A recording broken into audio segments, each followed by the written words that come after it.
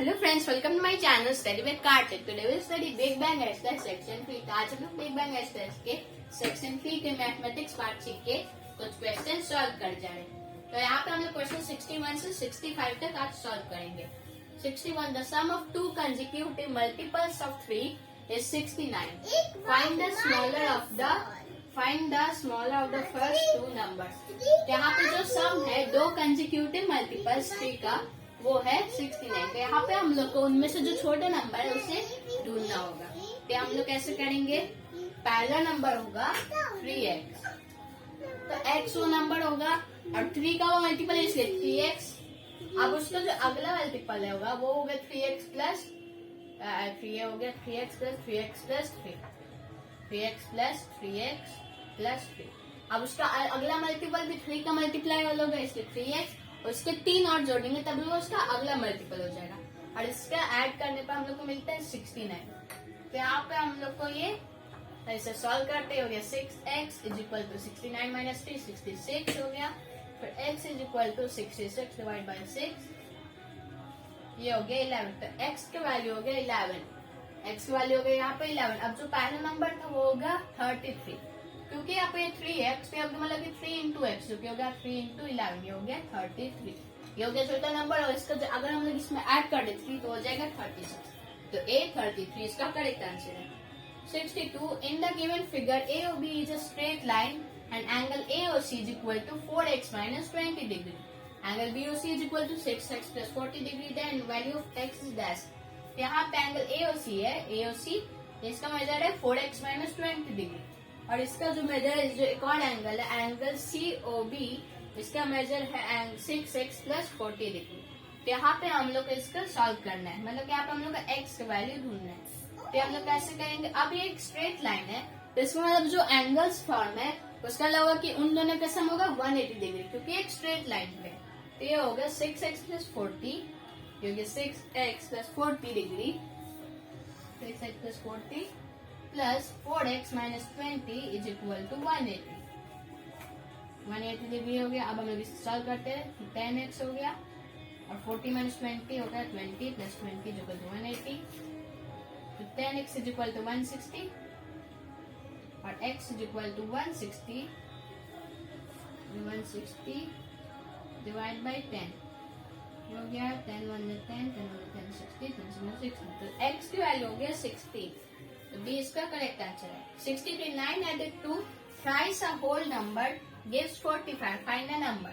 यहाँ पे हम लोग 9 ऐड करते हैं कोई एक होल नंबर के 3 बार को, तो हम लोग उससे मिलता है, हम लोग को मिलता है आंसर 45। यहाँ पे हम लोग लिखते हैं 9 added to thrice a whole number। तो एक नंबर ले लेते हैं x और उसका 3 बार हो गया प्लस 3x और उससे हम लोग मिलता है 45। अब यहाँ पे हम लोग को ढूंढना है यहाँ पे वो नंबर, मतलब कि x वैल्यू हम लोग को ढूंढना है। तो हो गया 3x is equal to 45 minus 9, ये हो गया 36 और x is equal to 36 divide by 3। तो इसका आंसर हो गया 12, तो बी करेक्ट आंसर है। 64, a number has 2 digits which sum is 8। तो एक नंबर मान लेते हैं उसका जो सम है डिजिट्स का वो है 8। तो मान लेते एक नंबर है xy है वो नंबर। अब उसका जो सम है डिजिट्स का x और y का, x प्लस y वो है 8। अब हम लोग इसमें अगर 18 ऐड कर दे, मतलब कि x प्लस वाई में हम लोग अगर 18 ऐड कर दे तो हम लोग को यहाँ पे मिलता है, मतलब कि जो वही सेम डिजिट्स हम लोग को मिलते हैं पर वो रिवर्स हो जाते हैं। अब यहाँ पे x plus y equal to 8 है। अब हम लोग को इसमें क्या ऐड करना है 18। तो यहाँ पे y का प्लेस क्या है 1 प्लेस में, x का प्लेस है 10 प्लेस में। तो ये होगा 10x plus Y, 10x plus y हो गया इसलिए क्योंकि ये 10 प्लेस में, हम लोग 10 भी यहाँ पे रखेंगे। x 10 प्लेस में वैल्यू सेम ही रहेगा प्लस 18 और फिर इससे हम लोग क्या मिलता है, इससे हम लोग को मिलता है कि यही सेम डिजिट्स हम लोग को मिलते हैं पर वो रिवर्स हो जाते हैं। यहाँ पे x प्लस वाई है, जाओ y is equal to y plus x, फिर हो जाएगा y plus x, x plus y हो गया तो y प्लस एक्स हो जाएगा ये। अब यहाँ पे हम लोग क्या करेंगे, हम लोग इसे सॉल्व करते हैं। कॉन्स्टेंट्स को उस साइड ले जाते, 10x माइनस एक्स हो गया और यहाँ पे फिर प्लस वाई है प्लस वाई, ये हो गया 10x माइनस एक्स और ये y माइनस वाई। तो यहाँ पे 10x प्लस 1y और ये हो गया 10y, यहाँ पे 10y होगा 10y हो गया यहाँ पे, तो ये हो गया plus y minus 10y is equal to, ये प्लस 18 उससे जाकर हो जाएगा माइनस 18, तो 10x माइनस x हो गया 9x और y minus 10y minus 9y, 9x minus 9y का वैल्यू हो गया माइनस 18। पर यहाँ पे हम लोग को वो नंबर ढूंढना है, हम लोग यहाँ पे क्या करेंगे, हम लोग को मिला था x plus y is equal to 8, अब यहाँ पे x plus y is equal to 8 था, तो हम लोग यहाँ पे ऐसे करेंगे, हम लोग यहाँ पे 9 को कॉमन ले लेंगे, 9 को कॉमन ले लेंगे, x है और y है, तो x और y है, तो ये हो गया 9x माइनस 9y है, तो हो गया 9 into x minus y, minus इसलिए is equal to minus 18 divide by 9, तो हो गया माइनस 2, तो मतलब की हुआ यहाँ पे 9 यहाँ पे, ये हो गया माइनस 18 डिवाइड बाई 9 और x माइनस वाई हो गया माइनस 2,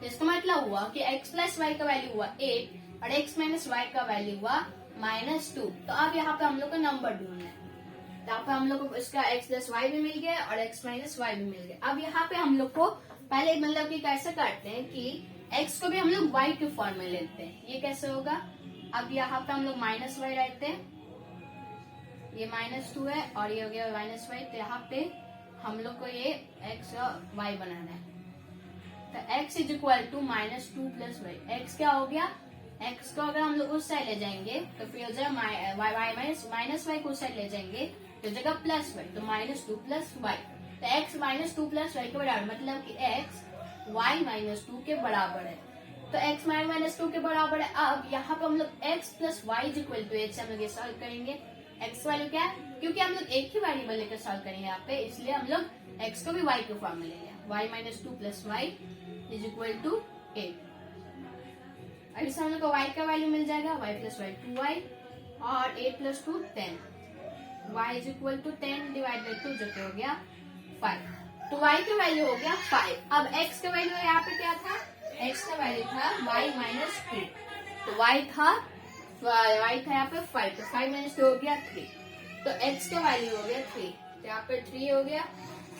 अब यहाँ पे नंबर था xy, तो xy था नंबर, मतलब कि x पहले आएगा, तो x यहाँ पे पहले आएगा, तो ये हो गया y माइनस 2, 5 माइनस 2 3, तो 3 पहले आएगा 3 और y का वैल्यू था 5, तो 35 हो गया इसका correct answer.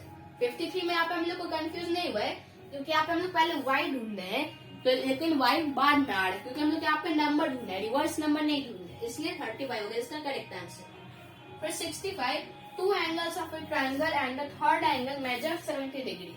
Find the measure of the unknown angles. तो यहाँ पे दो एंगल है ट्रायंगल के, वो इक्वल है, two angles of the triangle and the third angle यहाँ पे होगा r इक्वल इक्वल,